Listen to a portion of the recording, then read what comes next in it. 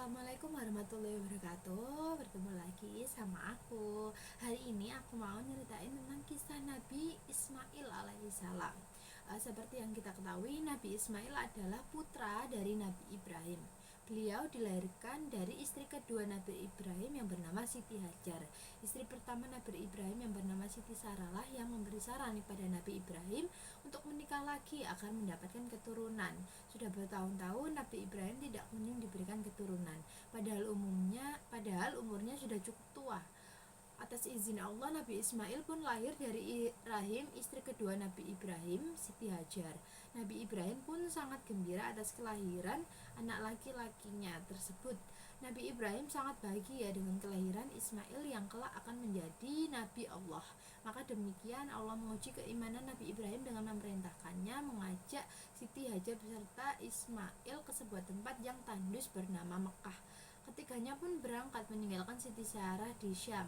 Sesampainya di Mekah, Nabi Ibrahim meninggalkan Siti Hajar dan Nabi Ismail sendirian sesuai dengan perintah Allah. Siti Hajar meraih tangan Nabi Ibrahim dan meminta agar ia tidak ditinggalkan sendirian bersama Nabi Ismail di lembah yang tandus. Semua itu adalah perintah Allah. Mendengar jawaban tersebut, Siti Hajar pun tunduk dan sabar. Setelah itu, Nabi Ibrahim pergi meninggalkan Siti Hajar dan Ismail di lembah bernama Mekah tersebut dengan perbekalan seadanya.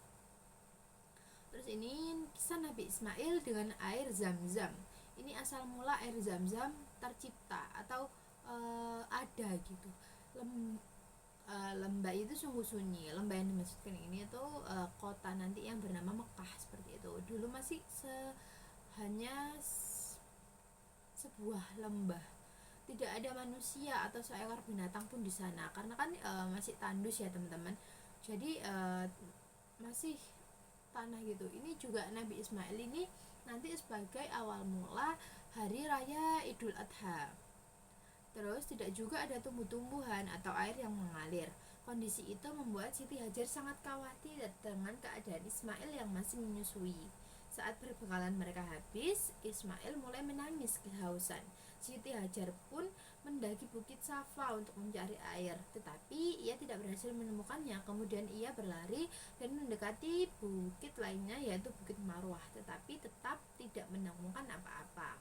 Pada saat mencari air, tetapi pada saat di Bukit Marwah, ia seperti mendengar suara manusia dari arah Bukit Safa.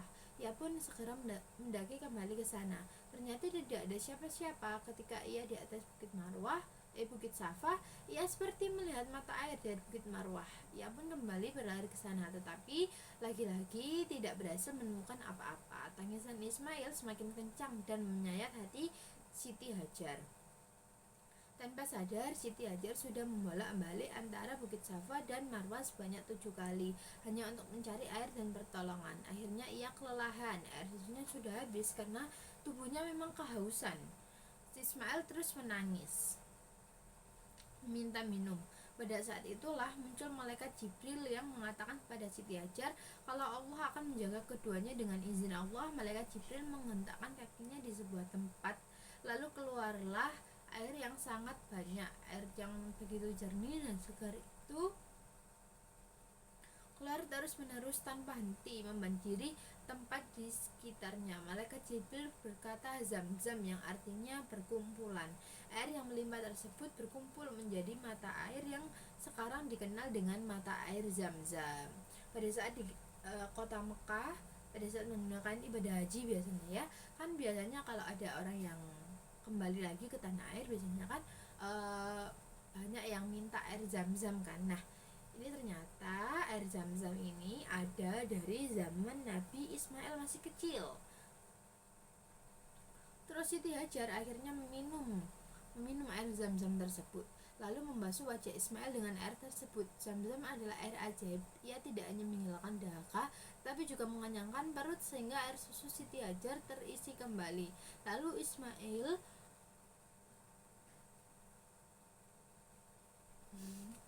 maaf ya teman-teman. Lalu Ismail mulai meminum kembali air susu ibunya.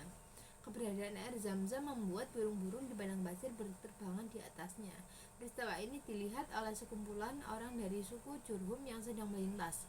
Mereka pun mendatangi mata air itu dan bertemu Siti Hajar. Mereka meminta izin untuk diperbolehkan menetap di tempat tersebut. Siti Hajar mengabulkannya. Lalu sejak saat itu tempat bernama Mekah mulai ramai dihuni orang. Setelah sekian lama, Nabi Ibrahim kembali ke Mekah untuk menjenguk anak dan istrinya yang ia tinggalkan sendirian. Namun Nabi Ibrahim sangat terkejut karena Mekah berubah menjadi tempat yang ramai dan subur. Ia pun tinggal bersama Siti Hajar dan Ismail di tempat itu bersama para penduduk yang lain. Jadi itu adalah salah satu kisah dari Nabi Ismail, kisah air Zam-Zam tercipta. Terus ini kepatuhan Nabi Ismail kepada bapaknya dan Allah Subhanahu wa taala. Nabi Ismail itu kan berarti anak pertama dari Nabi Ibrahim yang keberadaannya itu diidam-idamkan gitu, dinanti-nantikan. Karena Nabi Ismail ini ada pada saat Nabi Ibrahim sudah tua dan sudah berumah tangga dengan Siti Sarah bertahun-tahun dan tidak punya anak gitu kan. Jadi Nabi Ismail ini anak yang paling disayang, anak yang paling disayang oleh, berarti orang tuanya ada 3 ya teman-teman. Dan Nabi Ismail ini ditinggalkan kan dari kecil. Jadi Nabi Ibrahim sangat sayang sekali kepada Nabi Ismail seperti itu. Terus Nabi Ismail tumbuh menjadi anak yang sangat patuh dan berbakti kepada orang tuanya. Dia adalah anak laki-laki yang juga memiliki keimanan kuat kepada Allah seperti halnya ayahnya. Nabi Ibrahim sangat menyayangi Nabi Ismail. Pada suatu hari Allah memberi ujian yang sangat berat kepada Nabi Ibrahim dan Nabi Ismail. Allah memerintahkan Nabi Ibrahim untuk menyembelih Nabi Ismail. Dengan penuh kesedihan, Nabi Ibrahim menyampaikan hal tersebut kepada Nabi Ismail.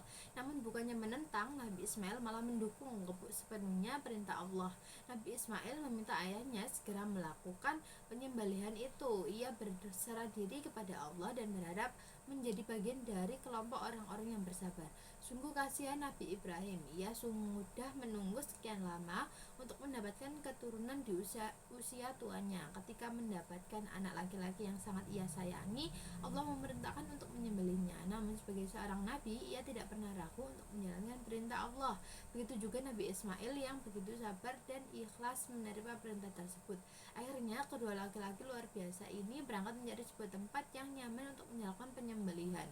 Nabi Ismail dibaringkan di atas batu yang rata dan halus. Wajahnya ditutupi kain agar Nabi Ibrahim tidak melihat wajah anak yang begitu disayanginya. Disayanginya itu saat disembelih. Tepat ketika pisau hampir sampai ke leher Nabi Ismail, malaikat Jibril segera mengganti Nabi Ismail dengan seekor domba yang gemuk dan sehat. Nabi Ibrahim pun akhirnya menyembelih domba tersebut. Peristiwa inilah yang mengawali perintah penyembelihan hewan kurban setiap hari raya Idul Adha. Hal itu mengenang kesabaran dan keteguhan iman dari Nabi Ibrahim dan Nabi Ismail saat menjalankan perintah Allah. Jadi kisah Nabi Ismail yang kedua ini, pada saat beliau sudah diangkat ya menjadi nabi, Nabi Ibrahim selaku ayahnya itu diperintahkan oleh Allah disuruh menyembelih Nabi Ismail, karena Nabi Ismail orangnya sangat patuh kepada orang tuanya dan sangat patuh juga kepada Allah. Nabi Ismail mau untuk disembelih. Pada suatu hari mereka berdua ini ke tempat yang nyaman untuk melakukan penyembelihan tersebut. Dalam memutuskan keputusannya ini, Nabi Ismail dan Nabi Ibrahim itu sangat sedih dan bimbang sebenarnya ya, karena kan Nabi Ibrahim nggak tega untuk menyembelih anak yang sudah ia rindukan, yang sudah ia nanti-nantikan selama itu kan. Terus sama Allah diberikan ke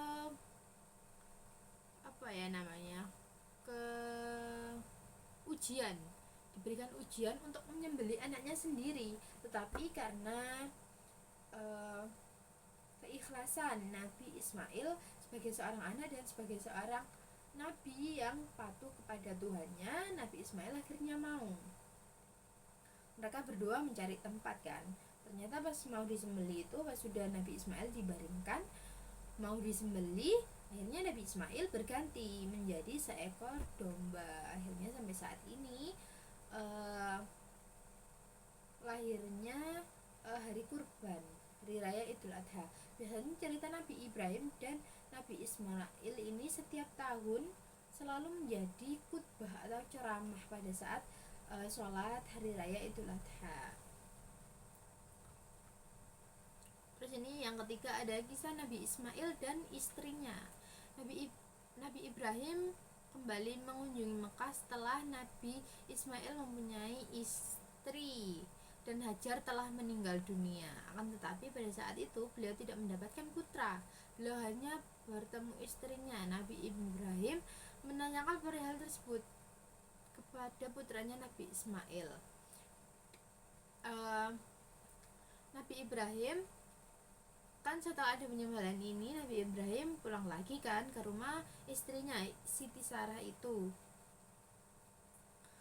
Terus Nabi Ibrahim kembali lagi ke Mekah mengunjungi Nabi Ismail pada saat Siti Hajar telah meninggal dunia dan Nabi Ismail ini mempunyai seorang istri.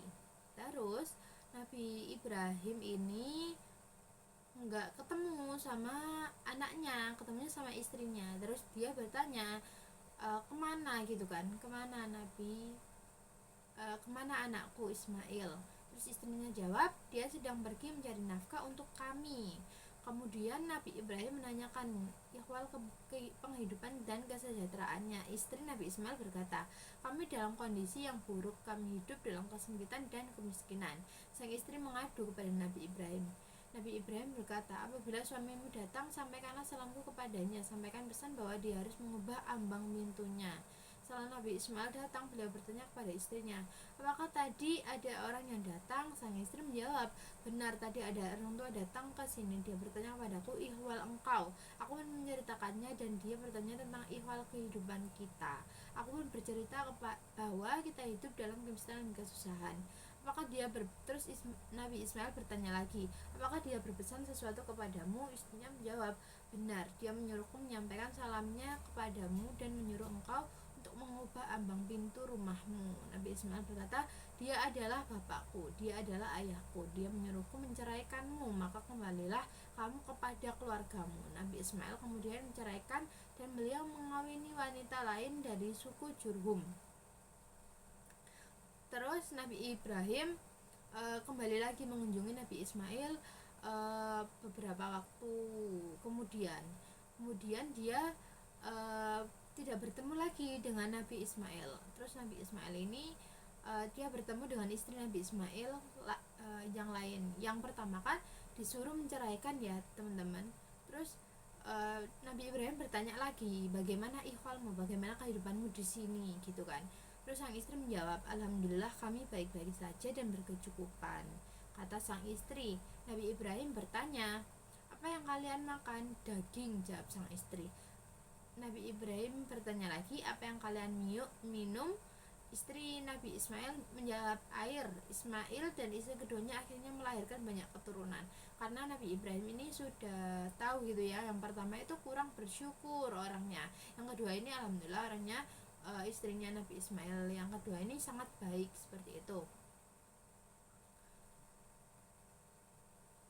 Terus Nabi Ismail ini akhirnya memiliki banyak keturunan dan diperintah Allah menyebarkan risalah ke Yaman dan Amalik sampai tua. Melalui perkawinan kedua ini merupakan awal silsilah kelahiran atau asal muasal orang tua dari Nabi Muhammad SAW. Terus ini ada kisah yang keempat, Nabi Ismail dan Nabi Ibrahim membangun Ka'bah. Pada kesempatan berikutnya, Nabi Ibrahim kembali datang menemui Nabi Ismail. Nabi Ibrahim mendapat Nabi Ismail sedang meruncingkan anak panah di samping sumur Zam-Zam. Melihat sang bapak, Nabi Ismail langsung memeluk bahagia, melepas rindu akibat lama tak bertemu gitu ya. Kepada Ismail, Nabi Ibrahim menceritakan perintah Tuhan untuk membangun rumah peribadatan yang disebut Ka'bah Baitullah. Sang bapak menunjukkan letaknya sesuai petunjuk petunjuk Tuhan. Lantas sang anak menyatakan agar perintah Tuhan segera dilaksanakan. Singkat kata, Nabi Ibrahim dan Ismail lantas bahu-membahu membangun Ka'bah Baitullah.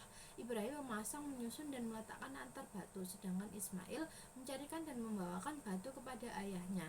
Suatu kali Nabi Ibrahim berkata kepada anaknya, "Bawakan untukku sebongkah batu terbaik, untukku letakkan di sudut sehingga menjadi tanda bagi manusia." Kala itulah malaikat Jibril menunjukkan batu hitam yang kini disebut dengan Hajar Aswad, yang artinya memang batu hitam. Di tempat itulah pada tanda awal dan akhir dari tawaf dilakukan. Tawaf itu yang muter-muter tadi itu ya, 7 kali, seperti Siti Hajar yang 7 kali bolak-balik dari Bukit Safa ke Bukit Marwa. Terus ketika bangunan itu telah tinggi, Nabi Ibrahim tak mampu menjangkau lagi, maka berdirilah ia di atas sebuah batu sebagai anci-anci alas landasan berdiri, sehingga di kemudian hari dikenal dengan makom atau tempat berdiri Nabi Ibrahim. Anci-anci ini tentu dipindah-pindah memutari bangunan Ka'bah sampai selesai. Sebagai anci-anci tentu kala itu terletak akan menempel alias tepat di samping Ka'bah. Barulah pada masa Umar bin Khattab menjadi khalifah, makam Ibrahim digeser sedikit dari Ka'bah guna memudahkan orang melakukan sholat. Setelah kerja bakti anak bapak dituntaskan, Nabi Ibrahim lantas berdoa menengadahkan tangan, "Wahai Tuhan, jadikan negara ini sentosa dan aman, limpahi rezeki kepada penduduknya dengan buah-buahan, jadikan penghuninya sebagai kaum yang beriman kepada Allah dan hari pembalasan." Doa kesayangan Allah Nabi Ibrahim itu tadi dikabulkan, sehingga Ka'bah menjadi pusat kiblat atau tempat iktikaf dan wakaf bagi manusia sampai akhir masa. Hari ini tentang kisah Nabi Ismail ini banyak sekali ya teman-teman. Kisahnya ada empat, dari munculnya air Zam-Zam, terus ada Nabi Ismail yang mau disembelih sama Nabi Ibrahim, terus ada kisah istrinya, terus yang terakhir ada kisah awal mula Ka'bah didirikan, seperti itu. Sekian dari aku, selamat beraktivitas dan sampai bertemu lagi di video selanjutnya. Aku harap videoku kali ini bermanfaat bagi kalian dan saya sendiri sebagai pencerita, seperti itu. Jangan lupa untuk subscribe, like, dan komen yang banyak. Makasih. Wassalamualaikum warahmatullahi wabarakatuh.